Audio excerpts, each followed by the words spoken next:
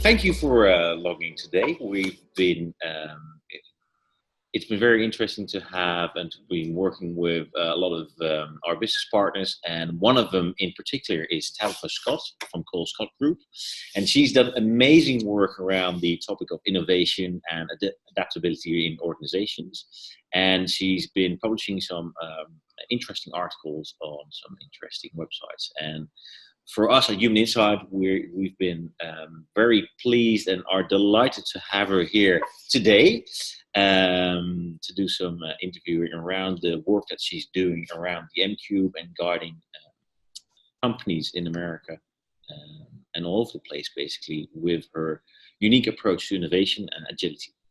So having said that, this is a very interesting and unique opportunity to talk to her, to get her sense on things, how organizations adapt and change, and to also pick her mind and brain on how she helps organizations to transition and manage the growth curve. So I would like to share the floor to Tabitha, and hope you can guide us with your insightful words around the M-Cube and what you've been doing for the last 2 years almost.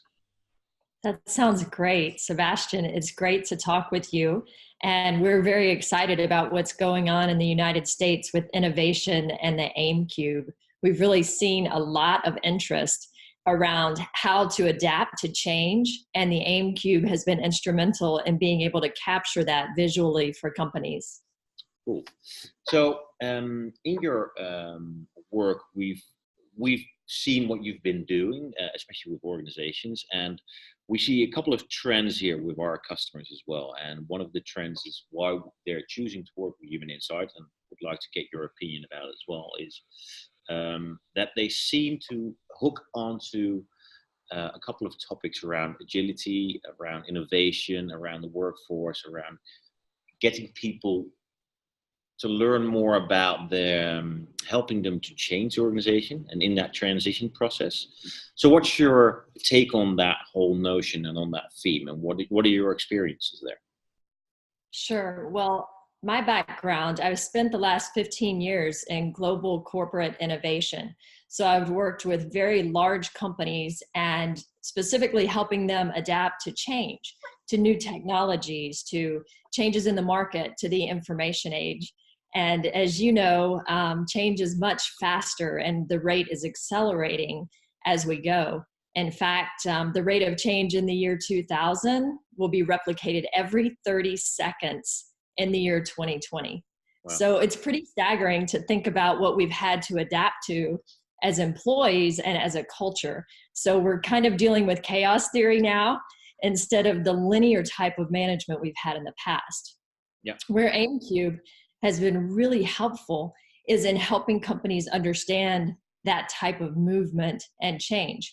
So what I mean by that is a lot of companies will use psychometrics like Myers-Briggs or StrengthsFinder or DISC. And all of those are instruments that help engage employees through communications and understanding of each other and of themselves. But why I like the AEM-Cube and why I think it's been so successful here in the United States with Fortune 500 companies is because it's completely different. It's based on ethology, it's based on cybernetics, and what that means is movement and change. So it is the model that we can use in the modern age to see where people can find their preferences, what naturally energizes them and gets them pumped up at work. And then we can leverage that potential to change more quickly, to adapt, to be agile and innovative. Cool. And speaking about energy in organizations, you've written a couple of blogs and articles and published them already.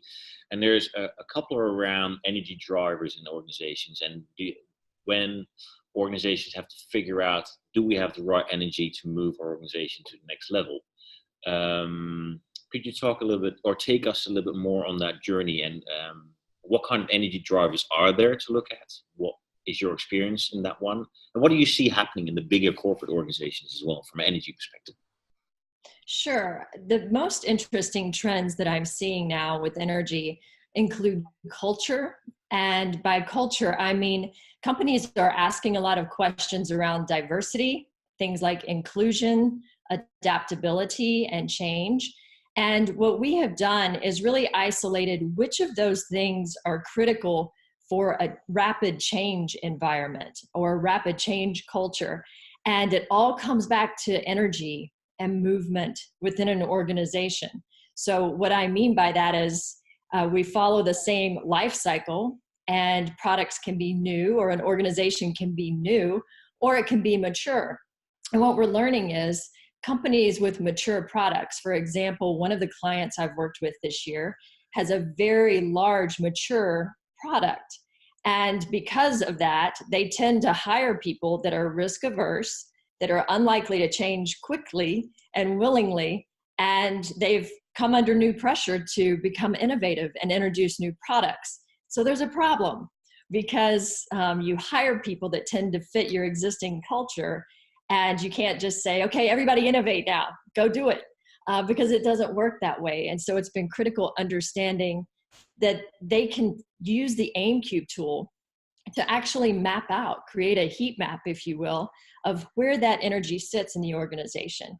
The energy for mature companies usually is going to sit in the risk-averse side, in the side of optimizing and efficiency, which is great for protecting brands and existing companies, scaling them up, but it's not so great if you want to change into innovation. So you either need to add process and structure to innovation, like an agile team program or innovation labs, or you can point out where the seats might be empty in their chairs. What place on that heat map is empty, and how could they go about filling it? Yeah. So interesting that you're actually naming a couple of features of how to deal with the M-Cube and the data that you cover there.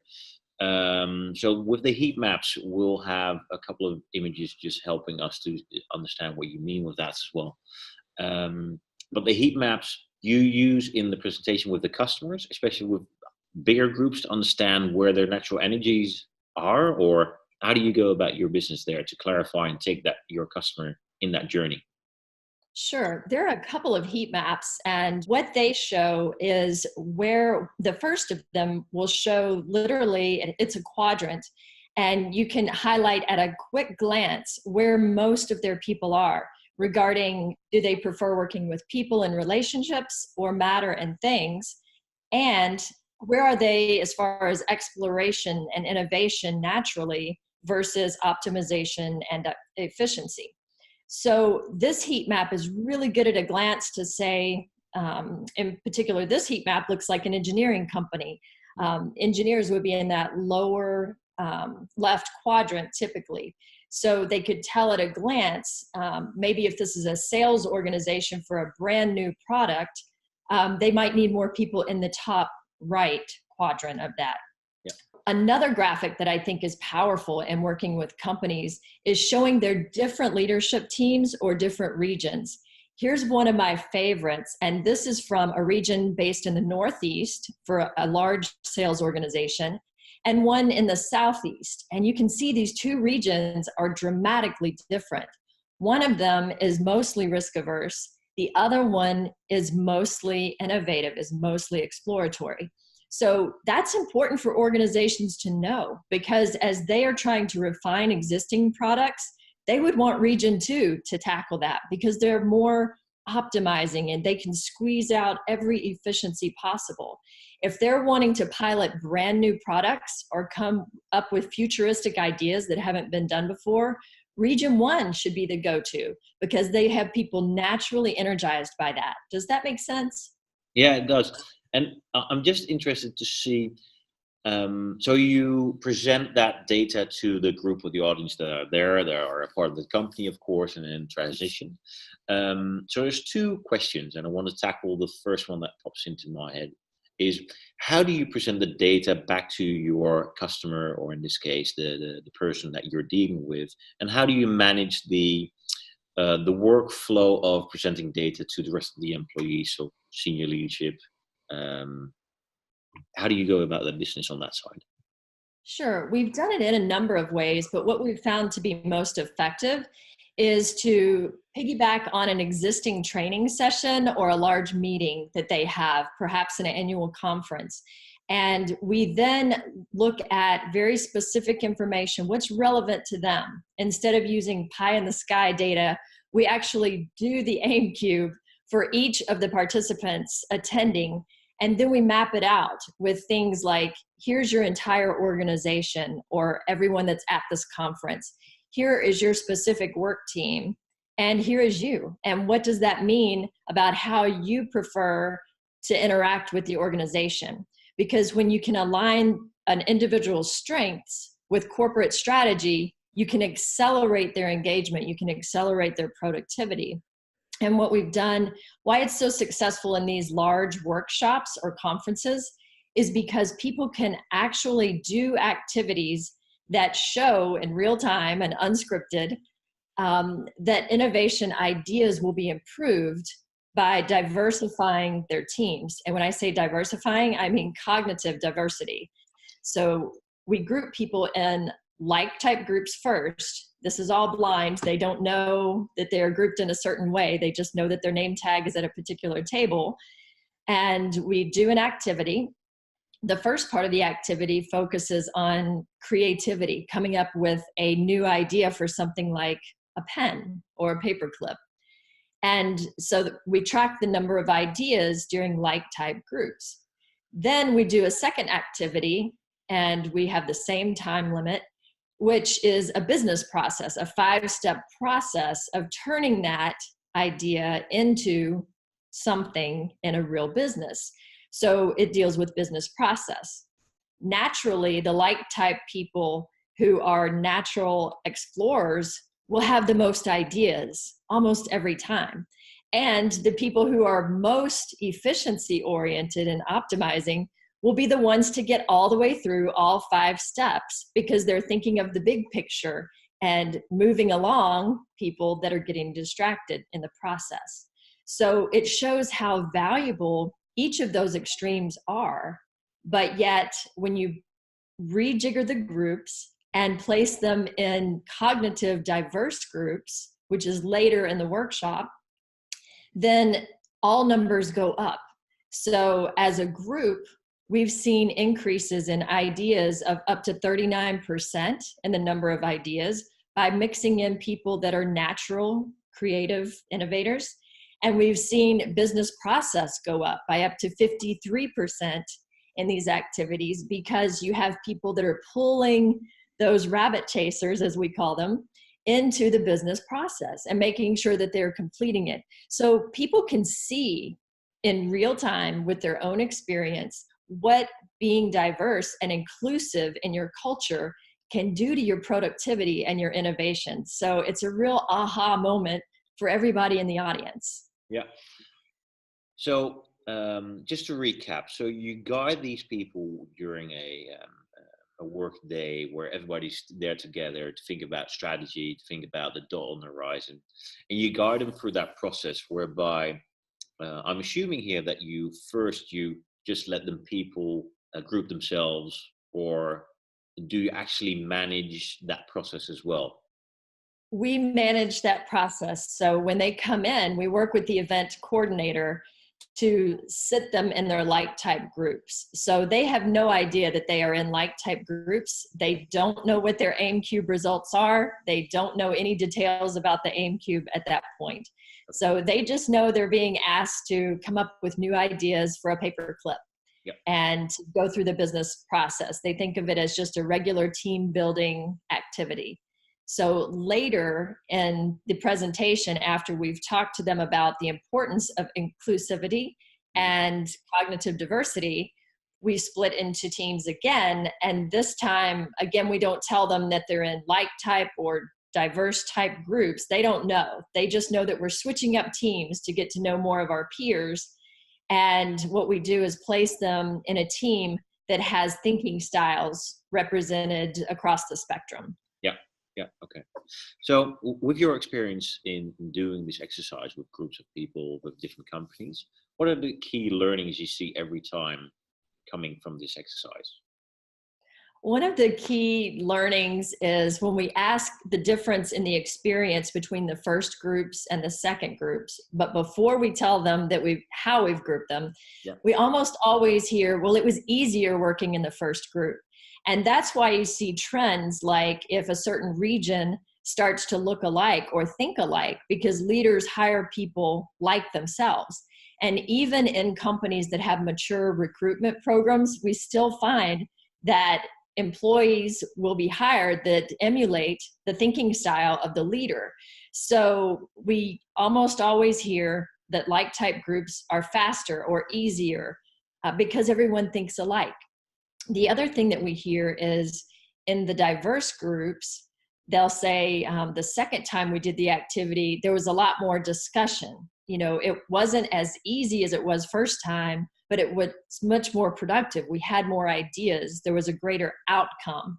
So it's not always easy being diverse, and it's not always easy including people that think differently than us. But the process is about the appreciation for that, about how valuable it can be to your bottom line to include someone that thinks differently than you. Yeah, yeah. So I understand the process. I understand where you guide the group of people through that process, and you showcase what diversity and also cognitive diversity does when you create different group styles, different ways of thinking. It ain't easy, as you just described. But what are the key takeaways that you give back to senior leadership once you move forward, then that one day you interact with the whole group? What are the things that you work on with them? What are the things that they see, that's elemental for our process?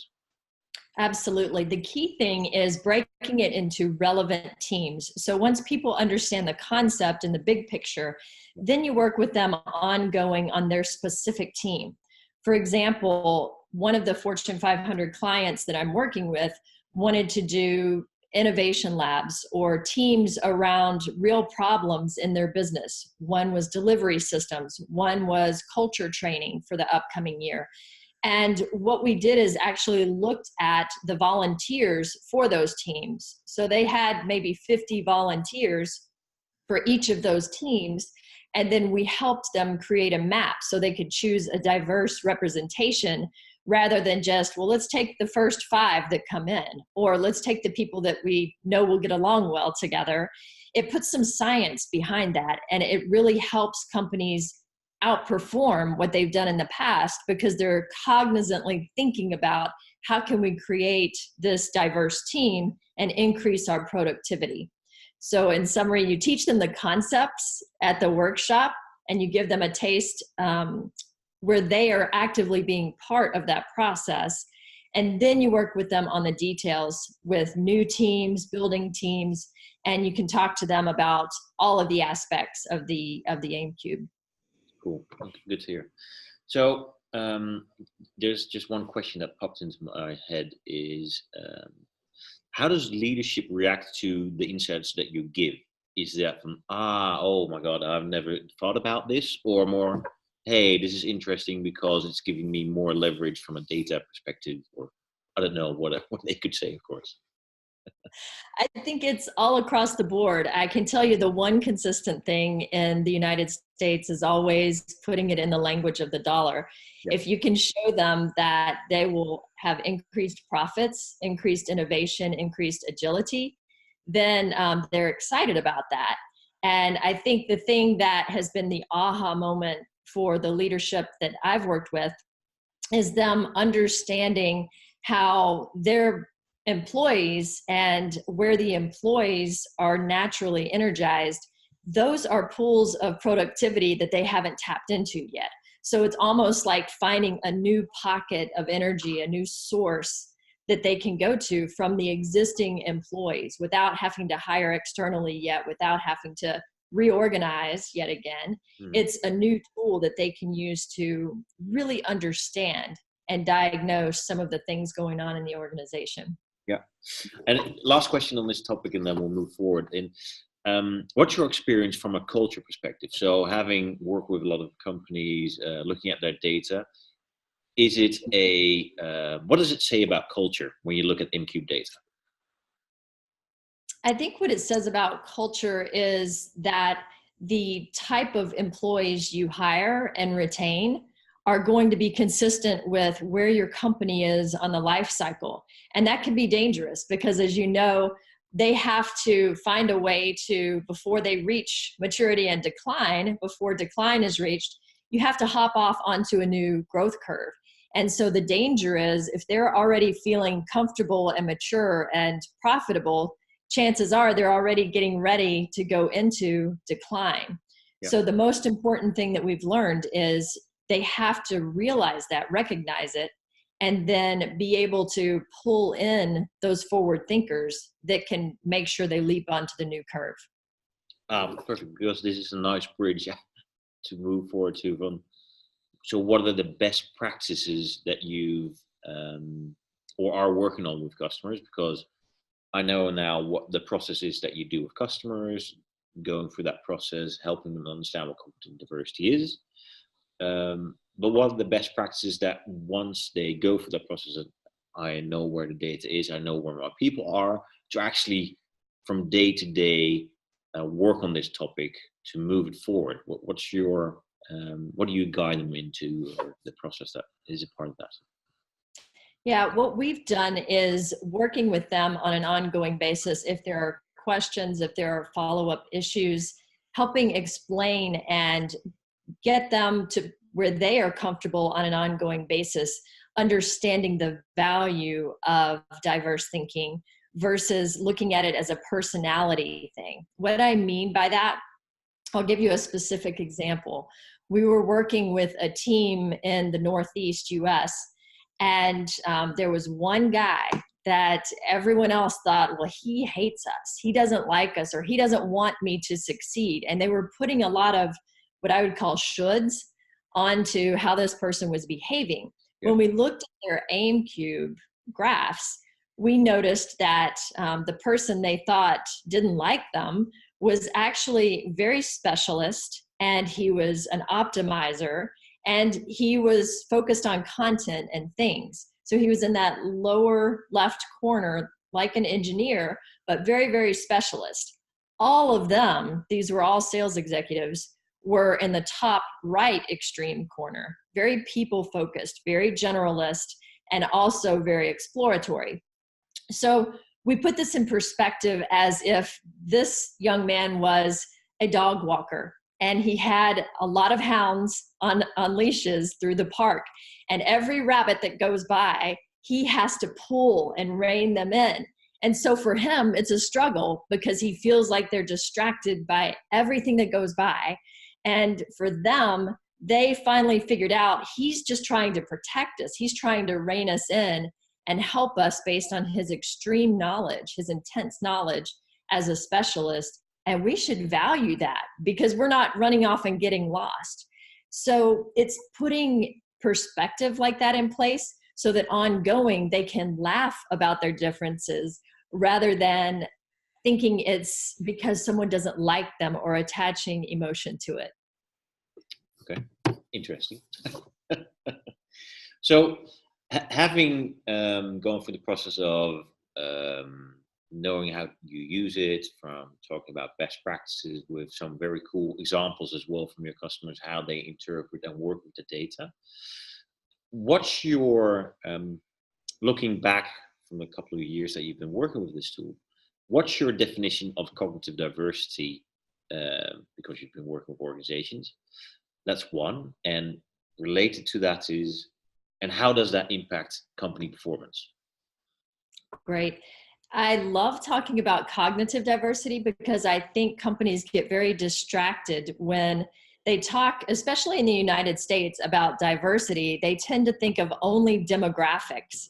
And that is a necessary attribute of diversity. Yeah. But when I'm looking at data and what affects the bottom line, then we can focus on what's between our ears. And I don't mean our face, I mean our brains, how we think. And that's what's most powerful. And I think it gives us a new language, a new dialogue that can take away some of this chatter about demographics. And especially in the United States, there are a lot of hot topics around let's hire more women for example, or more minorities. And doing that, it serves one purpose, but in my opinion, focusing on our brains and our cognitive skills and how those are diverse with other people is a really important piece that we've been missing in the past. So a lot of companies are just starting to understand cognitive diversity, or the way we think. Now, beyond the way humans think, we also have the integration of things like artificial intelligence and automation in the workforce. And as we mentioned, that technological pace just keeps accelerating every day. And so we have to start thinking about what that means for a diverse workforce in terms of incorporating artificial intelligence, machine learning, the Internet of Things, and get beyond just where we've been in the past, which was demographic-based diversity. Yeah. So there's going to be an extra added feature in a not so near future. I think it's already here, and the companies that recognize it are doing very well. Okay. So wrapping up this very interesting conversation, what would you give our listeners, our audience, our business network of human insight practitioners, but also end users that work with the M-Cube? What are the key principles you would like to give them, or as an approach, or whatever you would like to give them, and the insights of what you've learned over the last couple of years? I think the key thing is that the AEM-Cube is the only tool that I've been exposed to, or that I even know exists, that's focused on movement and change. And that has been so powerful for companies. The reason is they require agility now. I like to say it's like driving 100 miles an hour. In a leisurely commute, if you're going to your office in the morning, you know where you're headed, and you know if something pops up or if something runs out in the road, you have time to adjust. If there's a construction delay, you can detour around it, but you know your destination and you know how to get there. That's like management was planning in the past. That's how leadership existed. They would do a 3 to 5 year plan. It was linear, and they would meet once a month and adjust back to that plan. Well, that's not the case anymore. We're dealing with chaos. We're driving 100 miles an hour now. And so what that does is changes everything about our reaction time, the competitors, what they're doing. How's our pit crew? How's our team handling getting us in and out quickly and making decisions on the spot? And so it's a totally different game. The AEM-Cube is the only tool that can let you drive 100 miles an hour and show you how to get there and what's happening as you move. So bottom line, it's all about movement. It's all about change. If you want to talk about theory and fluffy theories, that's not what we're about. We're about execution and movement. So the AEM-Cube is the coolest thing that can work with that. Cool. Good to hear. So I know that a lot of people in our network are very interested to maybe work with on this topic with you. How would they be able to contact you? Could they work with you? What are your ambitions and also passions if somebody were to contact you directly? Sure. I'd be happy to help someone either come and work with them to share the information and tools with someone in their organization who could take it forward, or I'd be happy to come and do a workshop myself and share the tools and activities that we've used and learned so far. So we would be happy to work with them. They can go to colescottgroup.com, and my information is there. And we'd be happy to help in whatever way makes sense for them. Good. Oh, good to hear. Thank you for your time. You've been a lovely, well, not more than a person. You've been a lovely caretaker of our thought process, the M-Cube, getting it into organizations in North America. And hope to see you soon in some other article you're going to publish again. Thank you. I'd love to do that. Thanks for your time.